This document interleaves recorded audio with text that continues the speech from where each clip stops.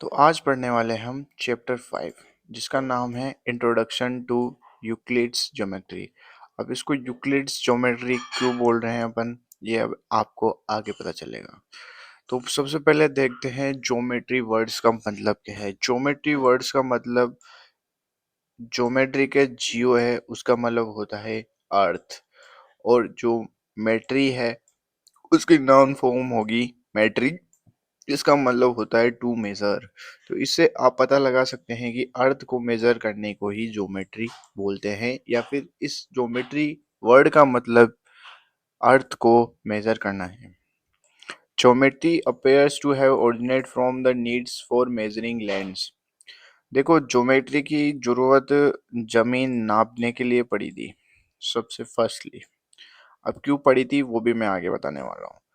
और इस जो ज्योमेट्री है इसकी ये ऐसे नहीं है कि एक ही आदमी ने पूरी ज्योमेट्री बना दी। अलग अलग देशों ने अलग अलग चीजें बनाई और उसको कंबाइन करके ज्योमेट्री बनी है। जैसे Egypt, Babylonia, China, India, Greece, Incas, etc, इन सभी देशों ने कुछ ना कुछ दिया है। और इनकी जो पुराने लोग बाग थे उन्होंने काफी सारी प्रैक्टिकल्स काम करे थे जो ज्योमेट्री को, और काफ़ी सारी दिक्कतें आई। उन दिक्कतों को सॉल्व करके फिर ज्योमेट्री को और डेवलप किया। फिर उन डेवलप्ड में फिर और प्रॉब्लम आई, उनको और करके ऐसे डेवलप कर दिया। फॉर एग्जांपल, अब देखते हैं कि ज्योमेट्री की जरूरत क्यों पड़ी। जैसे ये इजिप्ट की देखते हैं एग्जांपल। इजिप्ट में रिवर है नाइल, सबको पता है। उसके पास आसपास खेती करते थे लोग बाग। जैसे अब ये दो खेत मान लो, ये दो खेत आ गए। अब ये नदी में ज्यादा पानी आ गया, इधर ओवरफ्लो हो गया। अब जमीन की जो बाउंड्री थी दो खेतों के बीच की, एडजॉइनिंग बाउंड्री थी, अब ये तो मिट गई। अब इन दोनों खेत वाले ओनर्स को कैसे पता चलेगा कि पहले कहाँ से बाउंड्री थी? फ्लड खत्म होते ही। तो फ्लड खत्म होते ही अब इक्वल पहले था जितना ही लैंड चाहिए, ना कम ना ज्यादा, वरना लड़ाई हो जाएगी। तो इसी लड़ाई को खत्म या लैंड को मापने के लिए ज्योमेट्री का इस्तेमाल हुआ। और देखो, इजिप्ट में इसको काफी दूसरे कामों के लिए भी यूज करने लग गए थे धीरे धीरे। जैसे ग्रेनरी, जैसे इनके जो भी खाने पीने का सामान था उसको स्टोर करने के लिए जो स्ट्रक्चर बनेगा वो बनाना, थोड़े बहुत घर बनाने, नहरें बनाने के लिए। और पिरामिड्स, पिरामिड्स तो आप सभी जानते हो। और पिरामिड्स की ज्योमेट्री तो इन्होंने इत हद तक डेवलप कर ली थी कि ट्रंकेटेड पिरामिड होते हैं ऐसे। ये डायग्राम दिख रहा होगा ना आपको, ऐसे मतलब जिसके कॉनिकल टॉप नहीं होता, ऐसे कट वाला रहता है ना। तो इसमें क्या होता है, तो इन्हें बोलते हैं पिरामिड। इनका एग्जैक्ट फॉर्मूला निकालिए। तो ट्रोकेंटेड पिरामिड का एग्जैक्ट वॉल्यूम निकालने का फॉर्मूला निकाल लिया था। तो देख लो, इजिप्ट वालों ने काफ़ी प्रोग्रेस करी थी इस मामले में। और जो पिरामिड का जो बेस होता है ना, वो कोई से भी पॉलीगन का हो सकता है। पॉलीगन्स को आप सभी को पता ही होगा, जैसे ट्राइंगल भी का भी हो सकता है, स्क्वायर का हो सकता है, ट्रेपेजियम हो सकता है, और कोई भी। अब देखते हैं इंडिया वालों ने क्या करा था। इंडियन सब कॉन्टिनेंट में मैं आपको इस पूरे पैराग्राफ का समरी बता देता हूँ, क्योंकि क्वेश्चन तो पूछेंगे नहीं एग्जाम में।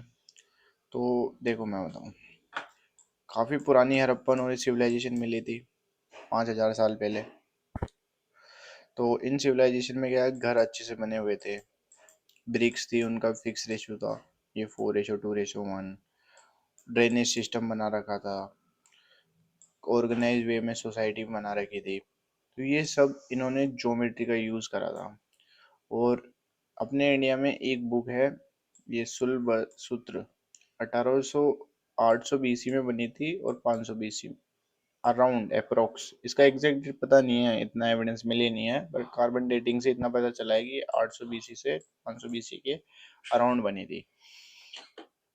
इसमें कैसे वैदिक टाइम में जो फायर अल्टर्स यज्ञ कराते वक्त वो बनाते ना कुंड जो भी होता है, उसके एग्जैक्ट मेजरमेंट दे रखे थे। कौन सी शेप, हाइट, कितनी सब्सिडीज मिलेगी, कितने कुंड बनेंगे, सब कुछ इस लेवल तक के जा रखे थे वो।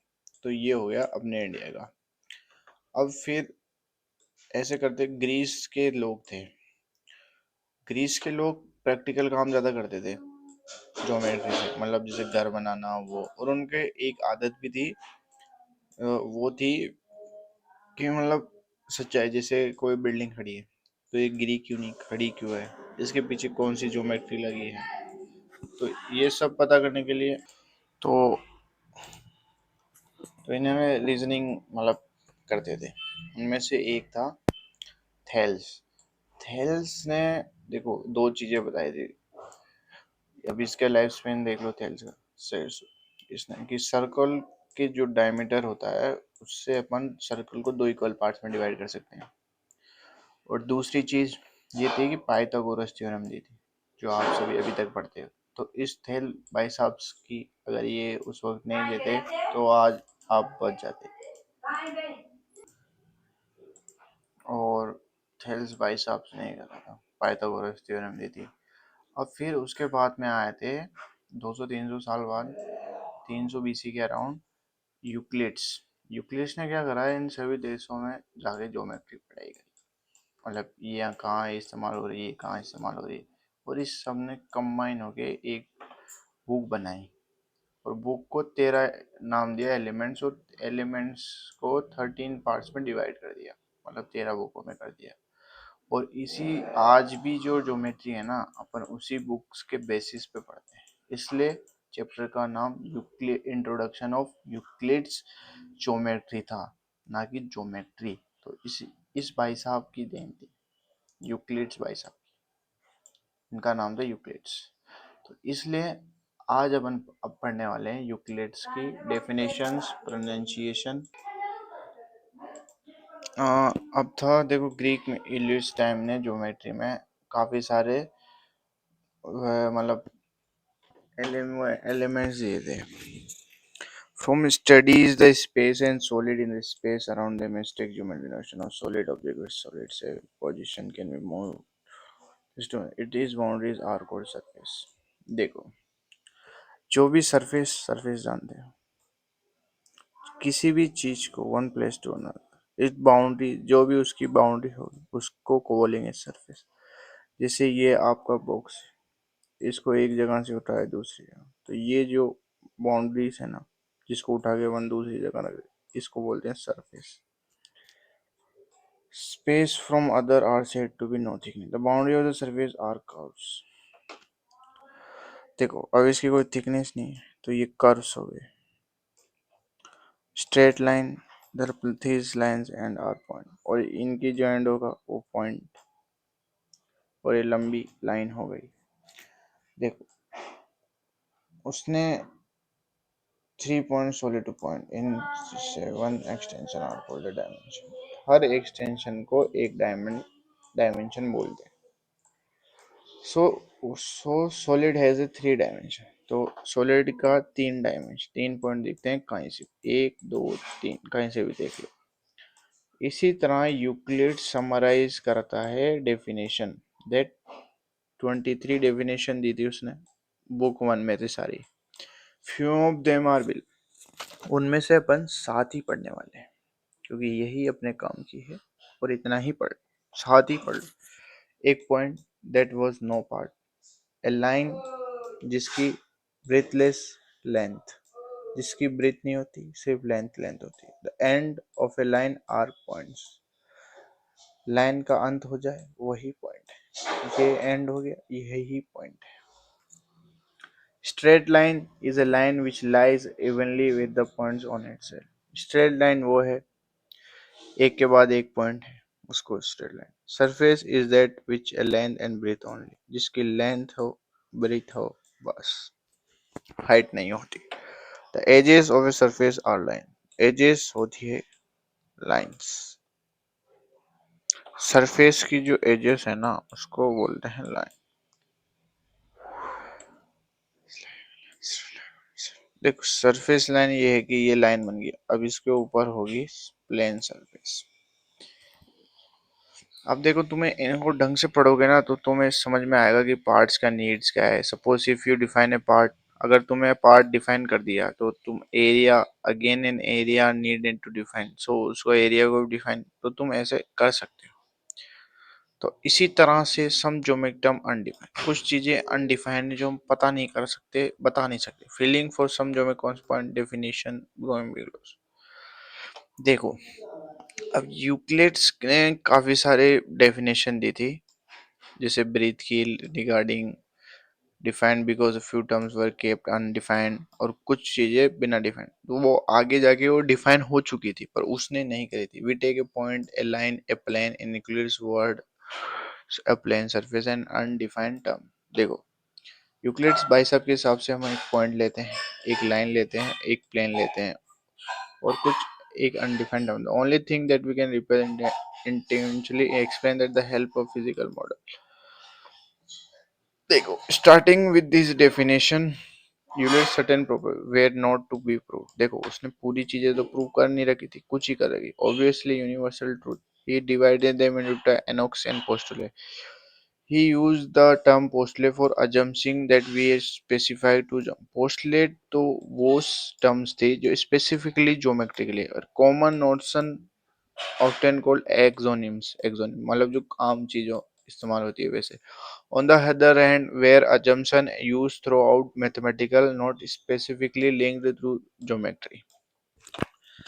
अब देखो उसके एनॉक्स एंड पोस्टुलेट्स देख लेते हैं।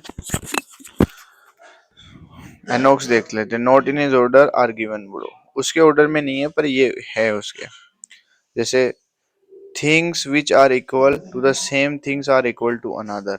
देखो, if equals are added to equal the wholes are equal, if equals are subtracted from equal then remainder are equal.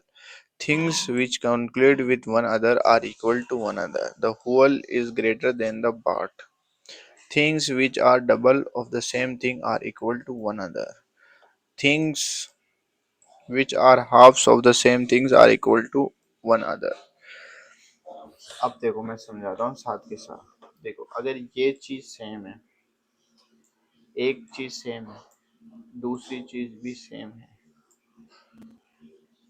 Things which are equal to the same things are equal to one another। ये भाई साहब इसके equal है और ये भाई साहब इनके इक्वल है, तो ये भाई साहब इनके भी इक्वल होंगे। ये इक्वलेट्स की फर्स्ट एनॉक्सिम है। ये भाई साहब इनके इक्वल है और ये भाई साहब इनके, तो ये भाई साहब भी इनके इक्वल होंगे। दूसरी पोस्ट एनॉक्सिम्स है, if equals are added to equal the wholes are equal. जैसे ये तीनों इक्वल थे, तो ये तीनों को ऐड करेंगे तो ये भी इक्वल होंगे। जैसे ये दो चीजें इक्वल, ये दो इक्वल थी और इसके इक्वल ये था और इसके इक्वल ये था, इन दोनों को ऐड करेंगे और इन दोनों को ऐड करेंगे तो दोनों सेम ही होंगे। तीसरा था equal are separate from equal. अब देखो, इनको और इनको माइनस करेंगे तो वो भी इक्वल ही होगा। इन दोनों में से जो माइनस करेंगे, जो आंसर आएगा वही इन दोनों को माइनस करेंगे, वही आंसर इसका आएगा। देखो, things which coincide with one other are equal to one other। देखो, ये इसके ऊपर कौन साइड हो गया, तो ये भी इसके अंदर होगा। ये पूरा पार्ट है ना, ये हमेशा बड़ा होगा इस छोटे से। Whole things is greater than this part. ऐसे समझो, जैसे तुम सेब खाया, अब सेब के टुकड़े से सेब तो बड़ा होगा ना सेब के टुकड़े से, वो वाला कौन सकते हैं। Things which are double of the same things are equal to one other.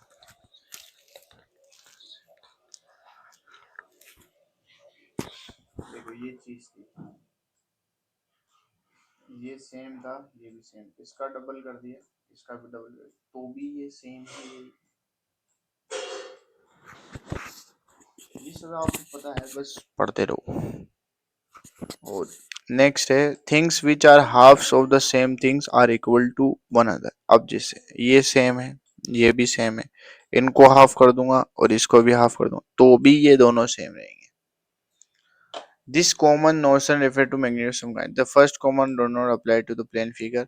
देखो, जो फर्स्ट कॉमन है ये वाला, ये प्लेन फिगर्स पे अप्लाइड नहीं होता।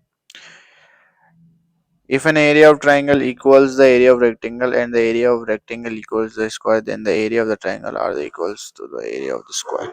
वही चीज magnetic same kind can be compound added to magnetic other same, अभी मैंने जो एग्जांपल बताया हुआ है।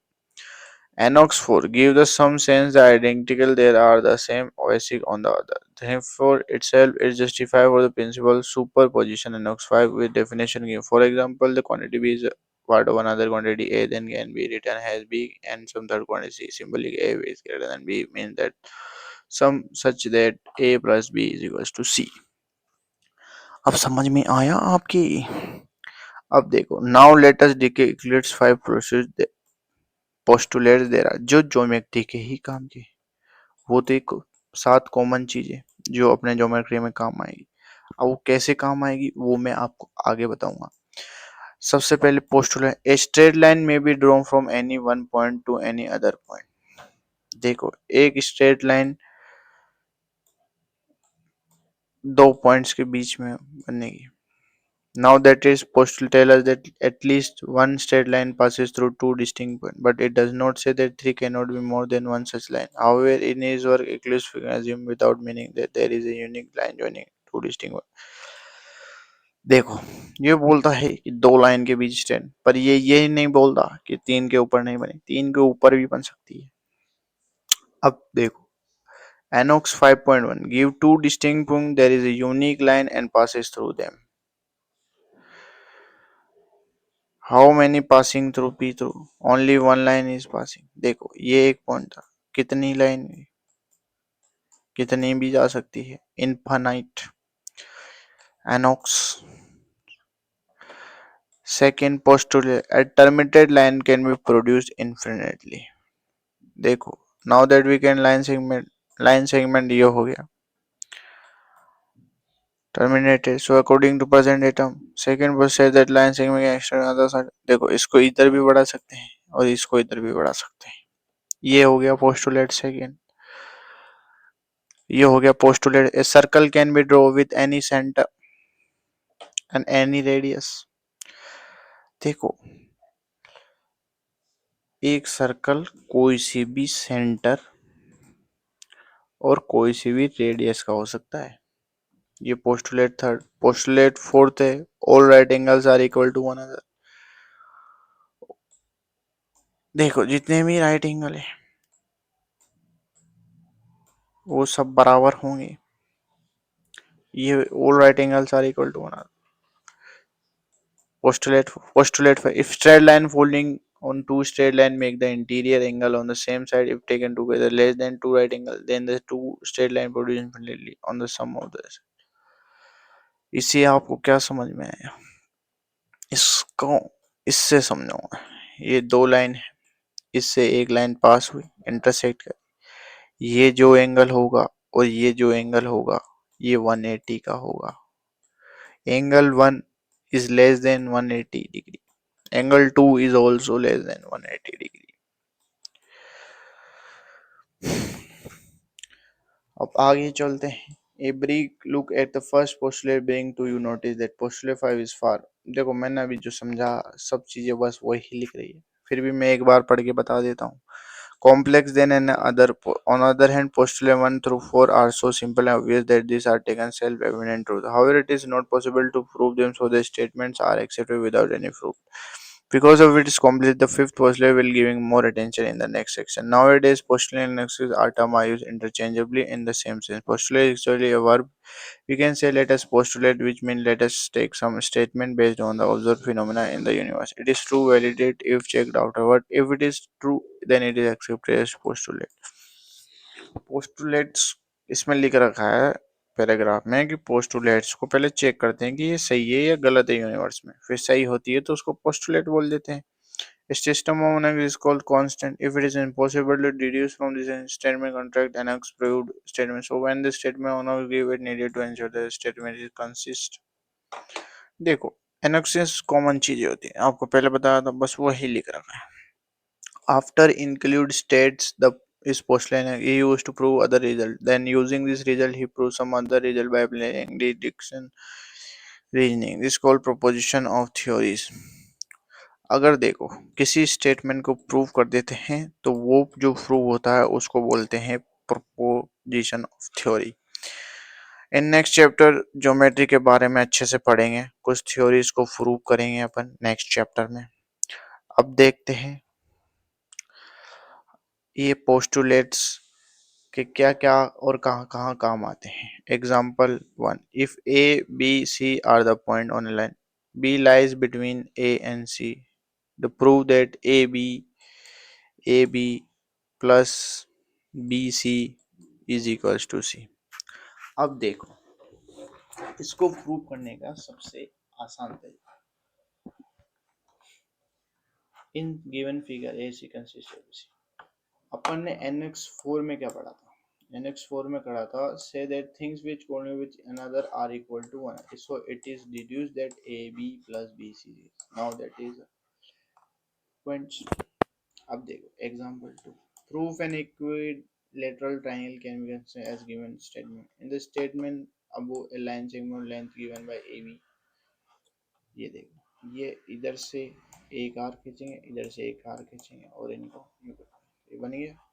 Here you need to some construction using Euclid postulate 3. You can draw a circle with point A as center and AB as radius. Similar, draw another circle with point C at B at radius. Two circles meet a point NC. Now draw the line segment BC and BC from the S. So you can have to prove that this is the equilateral triangle। तो इसी तरह तुम एपोसिटी triangle मतलब देखो A B बराबर ए सी होता है, A B भी रेडियस और ए बी भी सेम सर्कल हो गए, और पोस्टुलेट में दे रखा कि सर्कल की रेडियस सेम और वो तो ट्राइंगल भी सेम बनेगा। They literally assume that without mentioning anywhere two circles or center AB will meet each other at a point. Now we have proved they frequently used in different statements। अब देखो ये होगी हुलर भाई साहब की theorem 5। Two distinct lines cannot have more than one point in common। तो हिवियर element now ले लो, प्रूव हो जाएगी कि ये दोनों ऐसे नहीं है। अब देखो ट्रू फॉल्स बताना है। One only one line can passes through a single point, false. अपन ने ऊपर देखा था एक पॉइंट से काफी लाइन है। There are infinity number of line which passes through two distinct points, ये भी सही है। True. A terminated line can produce indefinitely on both sides, ये भी true। NOx कौन सा है ये बताओ। If two circles are equal, their radii are equal, ये भी true है। NOx बताओ कौन सा है। In figure 5.9, AP is equals to PQ is equals to XY, then AB बराबर XB के होगा या नहीं, ये भी सही है। कौन से NOx में दे रखा है ये वो बताओ। Given definition for each of the following terms, there are other terms that need to be defined first. What are they and how might you define them? Parallel lines, perpendicular lines, line segments, square, radius of circle। अब ये तो आपका homework है। Consider two postulates given below।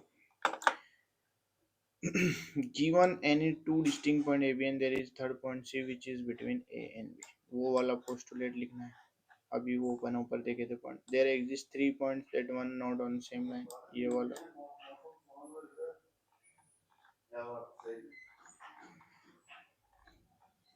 अब if a point C lie between two point A B and AC, prove that AC is half of BC।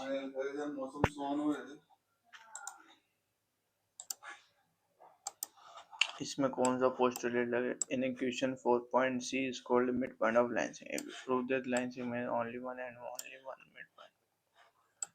यह भी proof आप कर सकते हैं। Prove that AB is equals to CD if AC is equals to BD।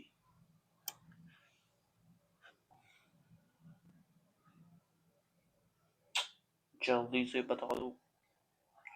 देखिए common लगाइए, ये दोनों हटा देंगे तो ये दोनों तो उतना ही बचेंगे। ये आपको दिखना है कॉपी में बस, ये एनॉक्स से हो जाएगा Exome. Why is exome 5 is the least Euclid's constant universal? Note that the question is known about the fifth postulate. अब ये भी लिख लेंगे। तो समरी क्या है इस चैप्टर की, देखो लाइन प्लेन और इन सब के बारे में बताया, पोस्टुलेट्स के बारे में बताया, थ्योरी स्टेटमेंट्स के बारे में बताया, सम ऑफ एलुजिव थ्योरम्स, ये 7 थ्योरम बताए थे इसने एक्सोनिम्स, और ये 4 पोस्टुलेट दिए थे उसने, 4 नहीं। इसी के साथ हमारा चैप्टर खत्म होता है और इसी बात पे करो लाइक।